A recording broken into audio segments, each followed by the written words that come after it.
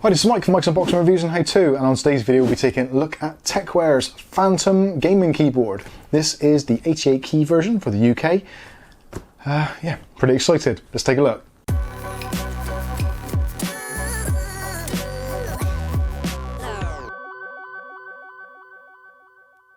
Okay, so today we'll be taking a look at Tecware's Phantom gaming keyboard. This is a mechanical gaming keyboard. At the moment in the UK, this retails for around about the £50 mark, which I think is actually bang on the money price-wise. I will be putting affiliated links in the video description below, so if you want to check out for yourself and see what the current price is, please feel free to do so. We will also be putting links in for other countries, so if you're using a US layout, Canadian, or whatever it may be around the world, we'll try and put some links to Tecware's keyboards. They do a fantastic range of keyboards.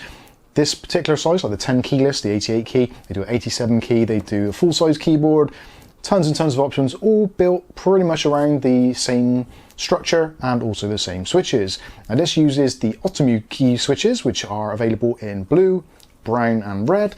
So if you're looking for something a little bit linear, then you can go with the reds. If you're looking for something with a tactile response but not too clicky, then you can go with the OUTEMU browns. But if you want to annoy everybody on the planet, then you can go with the OUTEMU blues. Each one of them also has a slightly different force actually to activate the keys. So if you're looking for a relatively easy force, then you'll be looking at either the browns or the reds, or if you want something which you're going to have to really stomp on a little bit, then go with the blues. I'll flash up some of the information now for the individual key switches so you can see that in a little more detail. Regardless of which switch you choose, they're all pretty much the same as far as the actual pressing of the key goes. So they've got a 4mm travel in total, and all three of them actuate at around about the 2mm mark. So they all feel very similar, although personally the reds for me, I do actually really like. Some people dislike them, I do quite like it. But typists generally do tend to go with the browns, as they do offer a slightly more tactile feel and also slightly less pressure. But anyway, that's enough about the switches. Let's take a look at the packaging, see what we get, and take it for a quick test drive. Also, I have already taken this out of the box and I've done some audio recordings of the key sounds, so actually let's play that right now.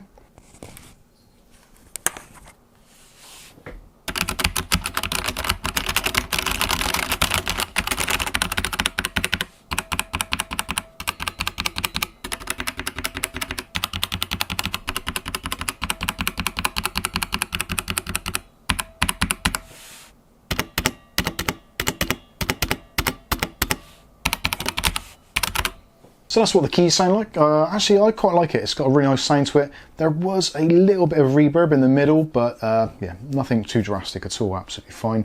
And certainly on par with some of the more expensive keyboards I've tried in the past. So let's go through the packaging quickly. So as you can see from the packaging, so it's Tecware's usual kind of stuff. It looks really nice retail packaging. It's got the RGB logos there. Also, it's using their new V2 stabilizer, which is for things like the spacebar and the wider keys. It actually does feel to be pretty decent on the spacebar itself. No matter where you press the spacebar, it's pretty even all the way across, so that works out really well. And as you can see, this is the Phantom RGB mechanical keyboard. We did actually do the review of the Phantom L a little while back, which if you want to, you can check out. It's right up here. We'll link that for you. Essentially, not a great deal's changed, to be completely honest with you.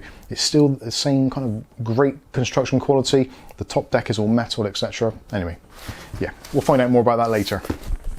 So on the side of the box, goes on to about the switches, so depending on which model you get sent. Also, you've got your model number in the bottom corner there, so make sure you get the right one. But you've got the option of the blue OUTEMU, the brown OUTEMU, or the red OUTEMU. So again, plenty of choice for everybody. So on the back, it goes into a little bit more detail. It's got the fully customizable 16.8 million RGB backlight keys. You've also got the mechanical switches there, which are actually modular as well, which is a really nice thing to see. If a switch for some reason packs up, you don't have to desolder it and resolder it. Literally just pull the switches out, and they are actually hot swappable as well. You can do it while the keyboard's on. Entirely up to you. Most people probably turn it off, but essentially the option is there if you want to. Also, it says about the laser engraved ABS keycaps, and the keycaps on these are really nice, really well made, very nice legibility, or the ability to actually read them so you can tell what you're typing. Also, as a great option, there is other keycaps available as well. Tecware have got their own set of replaceable keycaps, so you can get them in black, grey. You can also get them in put-in style as well. So if put-in style is your thing, you can get put in black, put in white. and various combinations. Again, we'll put some links to those in the video description so you can check out the options as well available in your country. Now that at the moment is seemingly limited to the US market. Hopefully they will expand into the UK market, because I would really love to get some put-in keycaps on this. It would look absolutely amazing. Next up, we've got the dimensions, which I'll put on the screen so you can see that a little bit closer. The weight of the keyboard is about 1 kilo, so it's actually quite a heavyweight keyboard for being the fact that it is a smaller version, and you also get a 1-year warranty. Compatibility wise, compatible with basically any USB device, so you can plug it into pretty much anything and it'll work. If you want to take advantage of the software, which we'll quickly show you how to install that now. Okay, so now we're going to install the software for the Phantom gaming keyboard. That's really easy to do, same with all the Tecware stuff, so go to tecware.co/software and find your device. So ours is the Phantom UK 88 key. Obviously choose the one which suits your particular version or region. And it's a WinRAR file, so make sure you've got WinRAR installed or something which is capable of extracting WinRAR files. And I'm going to save that to the desktop. I'm going to do show in folder, right click on it and choose extract to. And then we can run the installer and just extract it to the default location. And we're done. And there is actually a little icon on the taskbar. You choose open, and this is basically your LED editing mode. So you've got 3 profiles you can choose to do all these things in. There's macro mode, so you can record a macro. Then also you've got your USB support rate or report rate, so 1000 megahertz, 500, 250, 125, and you can restore the defaults. Basically not a great deal you can do in there other than do your LED profiles, all that kind of stuff, change your colors or assign keys, that kind of stuff. And if you go into LED editing mode, it turns on the lights there, so you can have that turned on or off. Multicolor, you've got all the options there, so you've got all the different waves, hurricane, etc. Waterfall, tons of options there. Obviously you can go through and make up your own if you want to, or you can create a custom, so you can set up your own. So for particular games you can have it to highlights for certain features or settings. Essentially you can do pretty much whatever you want, as you would with most software, and also you can change things like the brightness, obviously. Okay, so here is the keyboard, as you can see. I'm going to go through the LED lighting. So in order to do that from the hardware itself, you can press the function key, which is down here on the bottom right, and using the set of keys here with the M buttons, so there's M1, M2, M3, etc. You can change through the settings, and also the cursor keys down the bottom here can be used to increase or decrease the brightness, and to decrease and increase the speed. So let's do the brightness first of all. So press the function key and press the down button, and there appears to be about 10 steps of brightness. So if we start with, say, off is 0, so 1, 2, 3, 4, 5, 6, 7, 8, 9, and then it starts flashing. So yeah, depending if you include the off as a actual brightness level, we're at about 8 levels of brightness. And as we go through the speed, so we press the function key and we'll go all the way down to the bottom so we get the 2 lights flashing. So we've reached the max or min, and go 1, 2, 3. So 3 speeds for the actual color change, which will be a bit more evident actually in a different profile. So if we do function and M1, so this is kind of like your default unicorn puke type thing, and you can press it again. There's other options, about 2 or 3 options in each of the presets here. So yeah, standard unicorn puke on that one. And if we do M2, so that is the kind of the pulse which goes across the keyboard. Press it again, and you get the perky lighting. Press and hold again, and then you get the full spread. Press again, and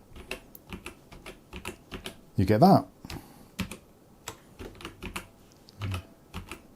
Back to the perky lighting. So M3, so you get this crazy wave effect. So let's actually slow that down.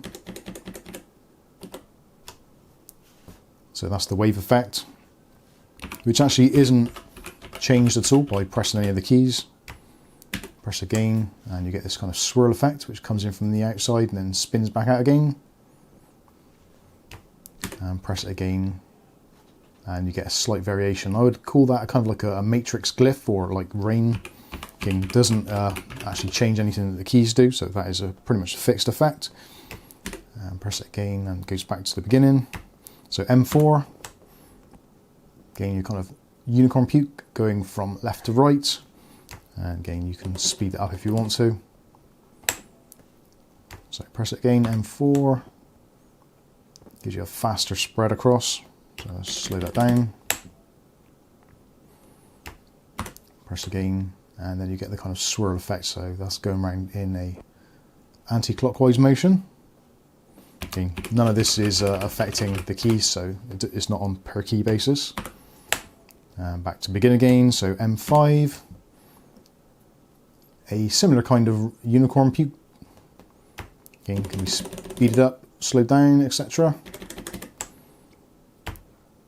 Press again and you get the flow going across. And again, and then you get it going from top to bottom. So last one, M6, is to scroll across and then back, which is basically a constant wave from side to side. And again, this goes through the colour flow. And then again, you've got the one where it radiates from the centre outwards, like almost like a bullseye target expanding. So that's it for the colour cycles. So the software, pretty decent, does the job. It is compatible with Windows 10, Windows 8 and Windows 7. Unfortunately, other operating systems are not supported for the actual download of the software. But you don't really need the software because you can control most of it from the keys themselves on the keyboard. Talking of keys, you've got full N key rollover, so you don't have to worry about pressing tons of keys at the same time and having bleeps or errors. They will be individually recognised. Got a gold-plated USB connector and you've got a anti-slip rubber feet. Now actually, the rubber feet themselves, some keyboards you find they've got the rubber feet, but they haven't got them on the extension. So when you jack up the legs, there's no rubber on them. So it kind of negates the whole point. Whereas this one has actually got the rubbers actually on it in all four places if it's lead flat. And also when it's jacked up, you've got them in all four places as well, which is great. So let's open up and see what we actually get. Oh, while I think of it, if you do want to find out more, there is also a QR code on the box which you can scan, which I'll stick on the screen now. So scan that with your mobile phone and you can go over to the Tecware site and find out more. Okay, so what do we get in the box? So first of all, you get a set of switches. So there are 4 replacement switches in there, and also a switch puller as well, which is really handy. So if you do get a switch that fails, you can quite easily swap those out, which is really good news. So yep, 4 of those, excellent. And then you get the keyboard itself. All comes really nicely packaged and protected. And quite a nice touch actually, which some of you may appreciate, I certainly do, is the cover. So it's got a plastic cover on there. So, well, you're not using it, if you're in a particularly dusty environment or maybe you're eating or something, you can just put your cover over and protect your keyboard. It isn't waterproof as such, but it will take a few drops. Don't worry too much about that. Obviously, don't spill a can of Coke on there. That's never good for a keyboard, especially a mechanical one. But certainly, you can use the protective cover if you wanted to. Also as well, actually, as far as accessories go, I know we talked about the pudding keycaps, etc. earlier, you can actually get a surround as well. There is a magnetic mount surround, which can go around the outside of the keyboard to give it a little bit of protection, actually just change the design of it altogether. Again, Tecware do tons and tons of peripherals, but they do seem to take a lot of attention to detail with other things like accessories. You get a lot of companies which just bang out a keyboard, mass produce it, and that's it, it's forgotten. Tecware do seem to go the extra mile, including the key switches as replacements, the key switch puller, the replacement keycaps, other accessories like the surround. Yeah, just it's a really well put together package. So looking at the keyboard itself, it's really nice size and really nice shape. Really, really strong. There's almost zero flex to it whatsoever. It is really, really sturdy. So on the top you've got a metal top plate, then you've got a plastic base, and also there is a metal layer underneath there where the actual keyboard itself, all the electrics are hidden. On the back you've got the cable management routing, so options to route it through various positions. Also as well, you've got the included keycap puller, which is installed in there, ready to go at a moment's notice. Probably would have been just as easier to store it in the bag with the switches, but hey, the choice is entirely up to you. So on the back you see Phantom Gaming Mechanical Keyboard from Tecware. We've got their website address as well, so if you forget where you've got the software from, etc., you can just take a look at that. You've got the rubber feet, which are actually quite large ones as well. So 4 of them in the corners there. And like I said before, you've got these flip up feet, which give you about another 7mm of height. Roughly is about 40mm height, the keys themselves, the keyboard. When you flip these up as well, you're looking around about 47, 48mm from what I could measure. That's a relatively accurate measurement. So yeah, around about somewhere between 7 and 10mm of height adjustment on these feet. And like I said before, they have actually got the rubbers on as well, so it will be stabilized fully with the feet up or with the feet down. The cable itself, nice and braided. It's a 1.8 meter cable and terminates at the end with a gold plated USB. So again, yeah, USB 2 devices, basically anything which will register a keyboard. So things like your PlayStation, Xbox, Android devices, Macs, Linux boxes, essentially anything which will take a USB input. This just uses a standard USB kind of plug and play module inside it, so it should be recognised on pretty much every single device out there, even things like smart TVs. Moving back to the keyboard itself, so as you can see, it's all finished in this really nice kind of satin matte black, and the keycaps actually have almost a slightly rubbery feel to them. They aren't rubber, but there is certainly quite a grip to the caps themselves, which for some people is going to be a fantastic thing because it really secures your finger onto the keys. But for other people, if you're sat there eating your cheesy Wotsits or whatever, this is going to get dirty pretty quickly, so make sure you've got some handy wipes to the side of you just to keep it nice and clean, otherwise you will get those kind of glossy marks on the keys. But actually, having said that, I have actually tried this and I did do that test. I was eating some chips from our local chip shop, which actually, if you want to see how I got those chips, there's a video up here which you can see where we went to walk to our local fish and chip shop. Yeah, came back, had the fish and chips whilst using the keyboard. Since then, I've actually used some cleaning product to actually clean this up fully, ready for the review. And it basically has come up looking like new. So yeah, it will get a little bit mucky, but certainly is very easy to keep clean. And because the keycaps are shot, you don't have to have any worries about using relatively harsh products on it. It's not going to erase any of the legends. So talking of the keys again, nice and easy. So just to remove them, you can pull them off. Again, there is the keycap remover underneath if you want to, so you can use that. But they are nicely double shot. So if you do need to change them or anything, it's pretty much a standard setup. Again, Tecware do their own replacements if you want to. The switches themselves are in there. There's a really nice kind of defined click. I actually really like OUTEMU switches. A lot of people kind of turn their noses up a little bit and say, oh, it's not cherries or it's not whatever. I actually really enjoy them. I think they're really good. They fit a fantastic place in the market. A lot of people don't want to pay what is equivalent of like £100, £150 for a top-end keyboard. If you're using Cherry MX switches, generally the switches themselves, if you just buy switches alone as a kind of an individual, you're looking about £1 a switch. So if you have 100 keys, it's a £100 keyboard.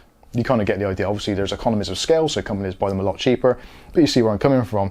With the OUTEMU switches, they're less than half the price, so effectively you get a keyboard for less than half the price. That's the way it works. But OUTEMU switches are designed cleverly to replicate the mechanical Cherry MX keys, and to be honest with you, they do a fantastic job. I've got a Rio Toro keyboard, which is using genuine Cherry MX keys, the browns, and between the two, there's very, very little difference. Some of the slope is different on the actual keys themselves, but other than that, the actual key switch feel is pretty much identical. If you do want to remove the keys, if they get damaged or you want to replace them, again, you can replace these. You do have to replace them with other OUTEMU switches. That is one of the caveats. You can't just get a Cherry key and put a Cherry key switch in there. That doesn't work. You have to use OUTEMU ones. So maybe if you want to have a couple of blues in there, a couple of reds, and mix things up a bit, you certainly can do. And to remove the keys is really simple. All you do is just clasp it top and bottom and give it a wiggle, and they pop out relatively easily. And just 2 pins in there on the locating nodule, so really good to do. So just grab your new switch, make sure you got it lined up on the pins,